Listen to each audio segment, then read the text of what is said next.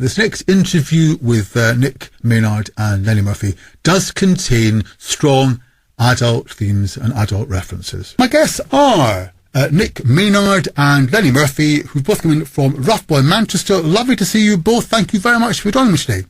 Thanks for inviting us. Thank you. It's a pleasure. It's great. Now, Nick, we've interviewed before, but with reference to the play that we're going to talk about, Biography, which is on in just about a week's time. You're the writer and director of that, it's Biography, and Lenny, you are an intimacy coordinator working on this play. Now, that's fascinating. I always wanted to talk to an intimacy coordinator, so I'm really looking forward to hearing about what you do. And this play, it's two young men who meet, they become intimate, they fall in love, only there's a twist. They're not gay. Ooh, interesting, discuss, kind of, there we go. So, that's fascinating, and it's on at Social Refuge Ankles. But let's think about that concept, because what you're looking, I'm guessing, in some way at what people who are in the closet, why can't people come out? Or is it about identity? What's going on there? Again, don't do any spoilers. Both the characters that this play centres around, they both identify as straight. So and what are their names? Would we like to know their names? Yeah, you can do. One's called Ollie and the other one's called Jake. And they're played by Isaac Radmore and George Bellamy. That's right. And we'll mention a bit more about both a little later. So you're just starting to tell, and I, of course, interrupt you, as is my wont. And so tell me a bit more about these two young men. So they don't identify as gay, No. but they're blokes, fancying blokes. That's my words, I don't know if you Yeah, no, that's good. That's good. They both have girlfriends, but they have an encounter that they go back to. So they repeatedly go back for an encounter, and they realise that they begin to develop feelings and emotions based around those encounters. But they still identify as being straight rather than gay, because they are more interested in the physical act than the emotional aspect of what a relationship would be.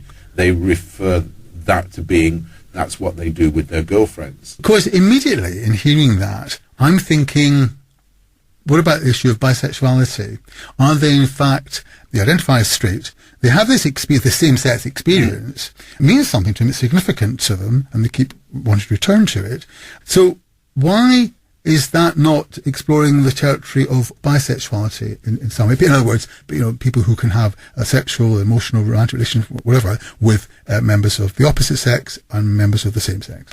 In the piece, one of them says, does this not mean that you're bi? And the character responds back with no, because he doesn't have any emotional feelings. It is just an act. It is just a physical act. And therefore, that's the difference. If he felt some emotion or felt that he wanted a relationship, then, yeah, that would be bisexuality. But because he doesn't, it is just about a physical action. He sees that as something quite different. So he still identifies as straight. That's fascinating, because that's making me think of the phrase men who have sex with men, which again isn't about straight, gay, whatever. It's a classification of men who have sex with men, and often who understand, identify as straight, and maybe in a relationship with a woman, they may be married, and so on and so forth. This is all fascinating, rich territory. What made you want to pursue this, investigate this? I want to bring you in, Lenny, just at the end, but then we'll come back for a bit more with you after the music. The idea of people's sexuality being fluid and not being labelled, I think, is something that interests me and interests our company as well, because it's people now are not necessarily shunning labels, but creating new labels for themselves. So if we get rid of those labels, then people are just allowed to be people. It makes things a little bit more fluid, a little bit more interesting, and this piece explores that. Until we got classifications in the... Do you explore whether they feel they lose something, in a sense, if they risked having to be called bisexual or gay or something, they would have lost something, and that's why they're, as well as this issue about they only feel physical urges, as it were, rather than emotions for the same-sex experience. But I'm wondering if it's something about they're resisting the labels because they lose out in some way. I think that the characters identify as straight because that is their primary urge, Their primary relationship is that, and that's how they see themselves within society. Okay. Lenny, please. Hi. We'll say a bit more about what you do after the song, but let's start by asking you what exactly it is that you, because it's a buzz phrase, isn't it now, intimacy coordinator? You do hear a lot of that on television and film. We had an intimacy coordinator, and what did the actor do? So why do you think, or is helpful in this particular production for you to be involved at all? And then we'll have a song. I think it's more than helpful. I think it's a must. If you have fights, Why? If you have fights in a production, you have a fight coordinator. If you have dance in a production, you have a choreographer. If you have intimacy within a production, you need an intimacy coordinator. That puts it really succinctly. Thank you very much, Neil. Back for more with my guests, who are Nick Maynard, writer and director of Biography at Social Refuge and Coats on the 26th of July. It's been on already, but it's on the 26th. And Lenny Murphy, who is intimacy coordinator with the production. Back for more with both in just a moment. My guests are Nick Maynard from Rough Boy Manchester. Nick is the writer and director of Biography, which is on at Social Refuge in Ancoats on the 26th of July. And Lenny Murphy, who is an intimacy coordinator working with the production. We were just starting to think about what it is you actually do. So are there just two characters? And we mentioned the actors Isaac and George. Is that the cast? That's right, yeah. There's just two actors on the stage. So you've been working with Isaac and George. That's correct. Who I'm guessing didn't know each other, never met before me. That's the typical actors thing, isn't it? You get the part and then you might meet the cast, but you probably haven't worked. You may have worked with them. They had met previously, and I'd met them as well. But they hadn't worked together before. They had worked of the same night of work, but in separate pieces. Oh, well, how about that? Okay. Yeah. So how do you start to work? Because obviously they've got to portray intimacy as we've described, and it's got to be convincing. Yes. So how do you kind of work with, at the same time, of course, this is always a classic conundrum. It's acting. It's acting as well. So how do you kind of navigate that, and where do you start with them? Well, my job is to make sure that I create a safe space and a room that's based and built on consent. And I have to make that environment the least sexual environment they've ever felt in their lives. And it's exactly the same as with choreography. We build the steps, everybody knows the pace that they're going to work at, everybody knows what moves are coming, and we basically build that environment. And you're checking consent at each stage of... Yeah, we set up parameters at the beginning, and we also have a word that we use within the production that if anybody's feeling uncomfortable or they need a moment or they want to talk something out, we use that word, which is a non-sexual word. It's a completely random word that we all pick together, and that's their pause word. And that means that we can discuss things, or we can mind that, or we just need to move on to the next moment. And then we also set up some physical barriers. So we have something called open spaces and gates and then fences. So a fence is an area where no matter what's happening within the production, that area cannot be touched by the other cast member.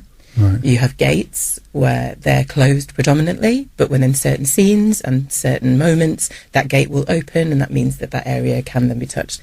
And then there are also fences and then the open areas. So as I was saying, those three sections. And that's very complex, and I presume you've done a lot of this, so you're comfortable with it, and and I guess the whole thing's about making the actors feel safe. Yeah. You said that a lot earlier. of it is actor-led. So if they're not perhaps that experienced in this sort of line of work, then you can reach them where they are and get them to where they need to be. How do you, as the director and also the writer, connect with this? Because obviously you've written the scenes, you've got an idea of what you're wanting to see, and also what's credible for the audience, but it's got to feel safe for the actors too. In other words, I suppose the question is how far you can push your performers.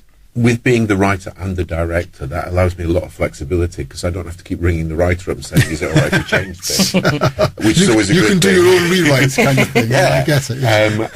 And we always come from the actor, because they get to know the characters better than I do, although I've written them. Right. And you can see at this particular point that, a kiss would work, or we don't necessarily need intimacy, or we don't need a kiss at this point. There are other ways of doing it, which tell the story better. And you get a sense of that when you're working with the actors. And the fact of them doing the work with Lenny means they've got the confidence to discuss that with you, because they know that whatever it is they're going to agree, they're going to be safe and comfortable with doing. It sort of begs the question, what used to happen? Because obviously they've been seeing some intimacy in theatre since time immemorial, and obviously when there wasn't intimacy coordinators, I guess what actors just had to wing it, and it could, I guess, lead some people to feel I wasn't comfortable with that something that happened didn't really consent to. Well, so my experience personally as an actor, I've been in situations where I've been told to just do it, just get on with it, just kiss for 10 minutes to get yourself used to it. And I think... Gosh, that's really cold, isn't it? It is really cold, and I think a lot of the times that it's viewed as, well, you're acting. If I'm acting and I'm saying lines to you and you're saying lines to me... I'm sorry to try, but I find it really difficult to imagine that was ever okay. And it obviously was okay. I mean, it was accepted. If that's how... But the idea that could be okay just because it's somehow... It's a bit like what we're hearing about some of the dance things going on, some of the world of, or the tough world of dance that's oozing out of that arena into other entertainment areas. Well, I think because people say it's just acting. So if I was to say a line to you and you're saying a line back to me, whether it's written or improv, you kind of know that there's that line. But acting, I'm physically doing these things. Yes. And also things can come up that you don't know are going to come up. And with you saying about me and Nick working together, we tended to have this is the first time we've worked together on a project, but we seem to get a shorthand quite quickly. So, for example, if Nick says, I need this to feel aggressive, I would not then say that to the actors. I would say, well, let's move the pressure level up by 2, and then we'll move the pace more That's quickly. Clever. And you're in the rehearsal along with Nick. Yes, I'm in every rehearsal. So that you really are facilitating what Nick wants, but keeping it safe. We've pretty much run out of time, but not so. We have got time for you, Nick, to give a final 20-second last chance to sell the production. Why and how? You thought it to me. But. So, Biography on the 26th of July at Social Refuge. It's a play that is very much for a queer audience. The queer community get it, and it's something that is not like anything else you're going to see out there. So grab a ticket, you will not be disappointed, and we're selling fast. So that's again to Nick and Lenny. This is the Sunday Forum on Gaydio with me, Andrew Edwards.